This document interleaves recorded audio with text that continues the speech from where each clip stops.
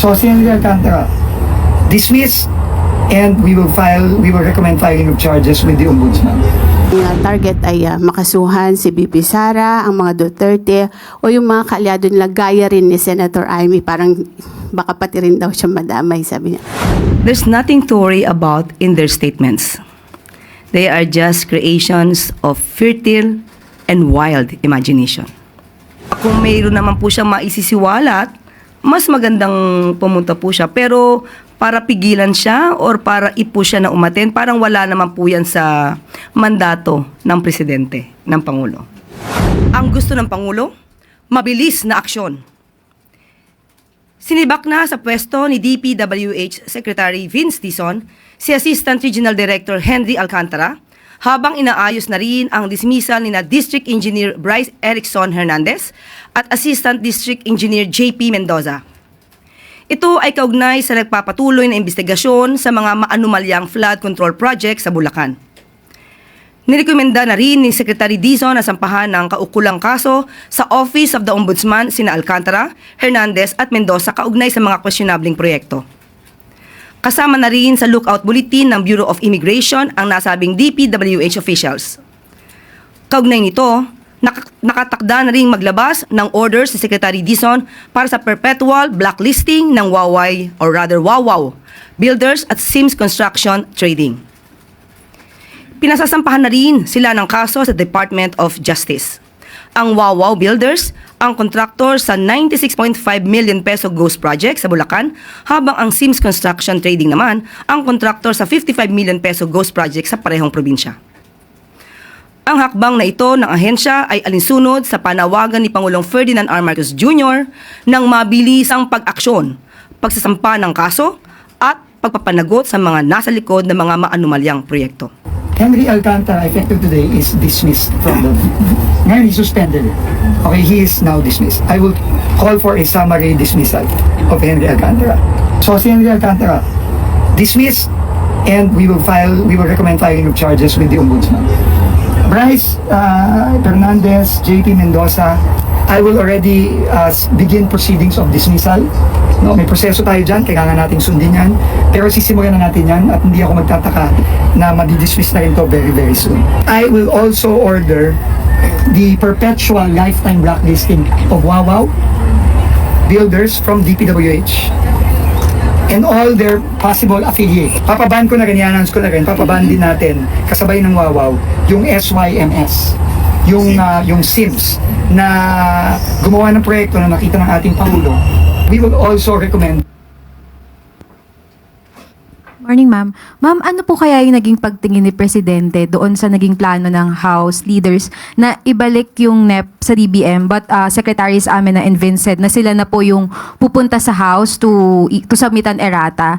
Ano po kaya ang magiging impact nito sa timeline natin ng pagpasa ng budget? At maganda rin po nakita rito para sa umpisa pa lamang ay maayos na ang budget. At nirerespeto rin po natin ang liderato ng House of Representatives at kung ano man ang mangyayari dito, dapat lamang ay kung ano yung naaayon sa konstitusyon. Ma'am, magkakaroon din po kaya tayo ng sweeping review ng budget ng ibang agencies aside po sa directive ni Presidente with regard sa DPWH budget?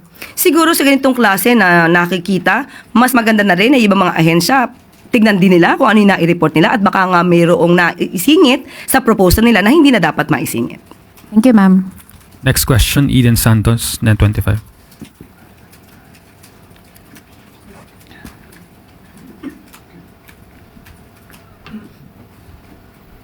Yuse, good morning po.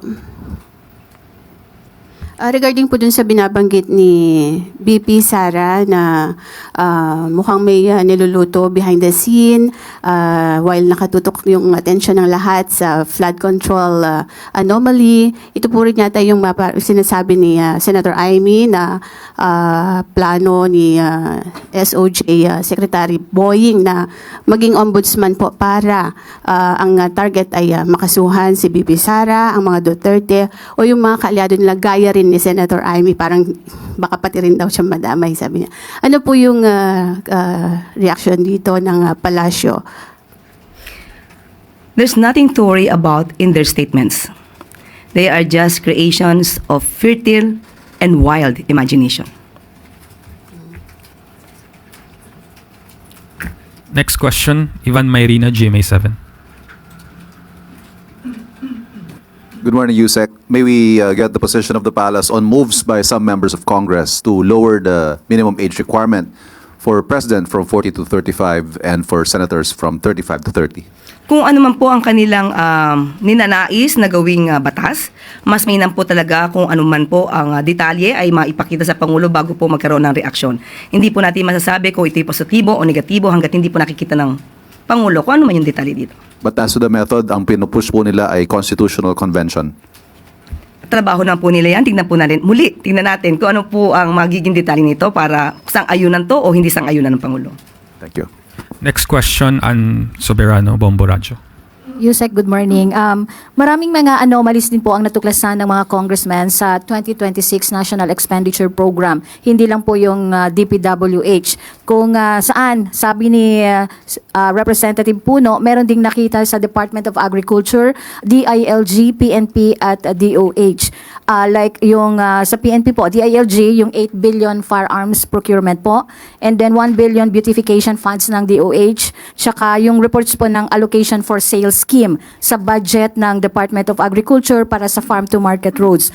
Yusek, alam po ba ito ni Pangulo na? Or may idea na po ba ang Pangulo hinggil dito sa mga natuklasang bagong mga anomalya? Yung mga detalye po dito, mas maganda po talagang iparating sa Pangulo dahil paminsan-minsan po pag sinabi lamang po at walang detalye, mahirap po kasi agad na mag-judge. So, kaya nga po nagbigay na rin po ng utos si Pangulong Marcos Jr. sa DBM at sa DPWH para tignan mabuti, evaluate kung ano ba yung nangyari sa 2026 NEP at ayusin ang dapat ayusin. So, kung may iba pang mga ahensya na involved, ay ganoon din po ang magiging utos ng Pangulo. So, ibig sabihin, Yusek, magkakaroon din ng sweeping review dito sa budget ng DOH, DH, at DILG. Kung meron po talaga. Kasi ngayon po, kailangan lang tignan. Hindi pa po natin masasabi na talagang meron mga anomalyang naisingit. Thank you, Yusek. Follow-up question, Maricel Halili, TV5. Magandang umaga po, Yusek. Yusek, clarification lang po. Yung sinasabi po kasi ni House Appropriations Vice Chair and Palawan 2nd District Representative Jose Alvarez na sina Secretary Vince na lang yung dapat na pumunta ng Kongreso instead na ibalik yung NEP sa DBM. Is that a better way of fixing kung ano man po yung nakitang mali? Or kasi initially sabi nila ibabalik yung NEP eh. Kasi nakausap din po natin ang DBM at ayon sa kanilang legal department, kailangan po talaga na through errata sheets lang po. Hindi na po kinakailangang ibalik po ito sa presidente or sa DBM dahil naipasa na po ito sa Kongreso. So, yun po talaga ang dapat na proseso. Okay, so hindi po, kumbaga, it's not, hindi siya acceptable legally kung ibabalik yung NEP sa DBM. Is that it, ma'am? Yes, legally, hindi po sana ganon. Kasi madidelay po talaga masyado ang mga budget hearing patungkol dito. Thank you, Yusek. Follow-up question, Ace Romero, The Philippine Star. Yusek, if I understood it correctly, no, so the president is willing or ready to order a review of or a sweeping review of other agencies' budget kung may nakwitang questionable items. Okay, meron bang fears on the part of the executive branch that baka mas maraming makita along the way, magkaroon ng possibility na ma-delay and eventually reenacted budget? Napaka-hypothetical ng question but still, kung mangyayari man ito, mas magandang ngayon pa lang maayos na. So wala pa tayong fears na baka reenacted? Wala pa namang ganung Wala pa naman po. within schedule pa? Yes, opo. Okay, salamat po. Thank you. Next question, Alvin Baltasar, Radyo Pilipinas. Yusek, good morning po. Yusek, doon sa Independent Commission na binubuo, can you give us an idea kung gaano yung scope ng power niya? Meron po ba itong, magkakaroon po ba siya ng subpoena power para maipatawag yung mga taong nasa sangkot doon sa mga anomalya? Noon po ay sinasabi po natin na mukhang walang subpoena power pero ang nais po ng Pangulo sa nasabing Independent Commission ay mabigyan po ng lakas, mabigyan ng ngipin para po mas mapatupad kung ano ang mandato ng Independent Commission na ito. At nais po ng Pangulo na magkaroon po ng subpoena power ang Independent Commission. Yusek, magpa-follow up lang ako doon sa ibang, pero doon pa rin sa anomaly. Reaction natin doon sa revelation ni Senator Marcoleta na mayroon na daw 2 contractors na nakaalis ng bansa. And do you consider this as a concern on the part of Malacanang? Sa ngayon po, since wala naman po kasing kaso pa na naisasampa, hindi po talaga natin mapipigilan ang sino man na umalis ng bansa dahil may freedom of movement po tayo at yun ay nirerespeto. At kaya nga po ngayon ay mabilis na kumilos si Secretary Vince, anisunod na rin po sa utos ng Pangulo. At nag-request na po siya for a lookout bulletin para po makita natin kung ano yung mga movement ng mga maaaring involved dito sa mga maanumalyang flood control projects. Isa na lang po. Kailan po ba papasok yung AMLAC dito sa mga pinag-uusapang flood control projects sa anomaly? Ang AMLAC naman po kasi, they can initiate an investigation. Pero kung paano sila papasok ay hindi na po nila ito dapat isinisiwalat at baka magkaroon pa ng movement, no, yung iba maaaring masangkot dito kung isisiwalat pa nila yung kanilang mga aksyon patungkol dito. Thank you po, Yusek. Follow-up question, Heidi Sampang, FEBC. Good morning, Yusek. Kanina po kasi sinugod po ng mga disaster survivors at environmental groups yung compound po ng mga Diskaya sa Pasig. Nagbato po sila doon ng putik at nag-spray paint po ng word na magnanakaw doon po sa gate ng St. Gerard Construction. May paghahanda or may panawagan po ba ang Malacanang para hindi po humantong sa Indonesia style of rally kung saan po doon laganap yung looting?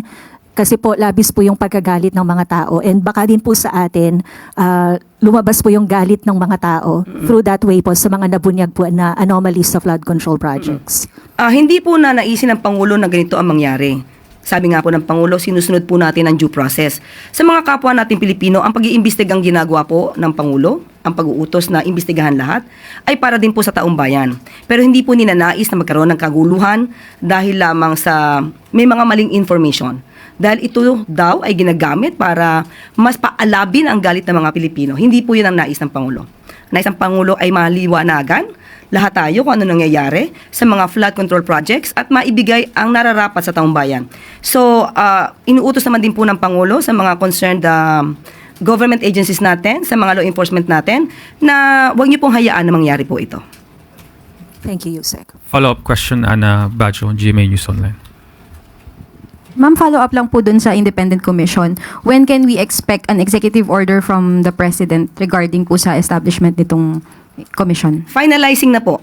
Inaayos na po at may draft na po, but finalizing pa rin po sa EO. Last na ma'am, si Mayor Magalong last night, he said na he's very much willing to be part of that commission. May reaction po ba yung Palace? Hindi po tayo makakapagsalita patungkol po dyan. Depende po sa Pangulo yan kung sino po yung i-appoint niya bilang miyembro po ng Independent Commission. Thank you, ma'am. Last question, Chris Jose Remate. Ma'am, reaction lang po ng Malacanang sa report ng NTF-ELCAC na sinasamantala daw po ng communist rebels ang galit ng publiko sa usapin ng korupsyon para mag-recruit ng mga bagong members. Lalo na daw po yung mga kabataan tsaka yung sa vulnerable sectors. Kaya nga po, maging mapanuri. Yan po ang request natin at panawagan natin sa lahat ng kababayan natin. Kabataan man o mga mature ng mga katulad natin, mag-isip po tayo dahil hindi po ito nadadaan sa dahas. At huwag po sanang gamitin ito kung ito'y naaayon sa report ng mga rebelde, ng mga obstructionists o mga kalaban sa politika. Hindi po ito kailangan gamitin para magalit kayo sa gobyerno o magalit kung kanino man. Magtulong-tulong po tayong lahat para masawata ang korupsyon dito sa bansa. Ma'am, so far, hindi pa po ito nakakabahala sa government. Yung mga ganito pong pagre-recruit na ginagamit ang usapin ng corruption. Since ito naman po ay naiulat na po ng NTF-ELCAC, monitoring po dyan. Okay, ma'am. Follow-up Is that question, about- Eden Santos, Net24. Meron lang pong phone-in question. Can I call a friend? Yusek, sabi po ni Mayor Magalong, bottom of food chain daw po ang contractors at may nasa itaas pa. Anong comment po ng Palace at payagan ba ni PBBM na sumalang po si Mayor Magalong sa House hearing? Kung papayagan siya? Sabi po niya, bottom of food chain. Ang contractors at may nasa itaas pa daw po. So kung papayagan ba ng Pangulo din si Mayor Magalong na sumalang sa hearing po ng Kongreso dun sa kanilang investigation? Parang nasa kanya naman po yan kung siya'y pupunta sa hearing. At kung mayroon naman po siyang maisisiwalat mas magandang pumunta po siya. Pero para pigilan siya or para i-push siya na umaten, parang wala naman po yan sa mandato ng presidente, ng Pangulo. Thank you po. Thank you, Eden.